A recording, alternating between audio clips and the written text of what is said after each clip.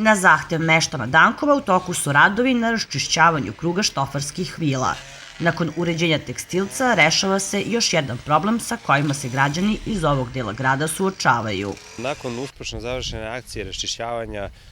terena tekstilac koji je ovde godinama bio rak rana u Dankovu u smislu neuređenog prostora, opština Paraćin je rešila da pronađe način da i ovaj krug Štofarskih vila gde se mi danas nalazimo raščisti i na taj način meštanima učini bolji život i bezbedniji prolazak ovom potezu u naselju Dankovo. Naglasio bih da kroz mesnu zajednicu Dankovo prolaze i meštani sela Šavac, Čepure kao i ostalih prekomoravskih sela gde je jednostavno ovaj deo Kamakčalanske ulice koju smo i rekonstruisali pre nekoliko godina postao nebezbedan. Dakle, za same pešake koji prolaze sa ove strane, jer duž prostora ovih štofarskih vila se nalazi i trotoar koji oni mogu da koriste, ali koji su izbegavali upravo zbog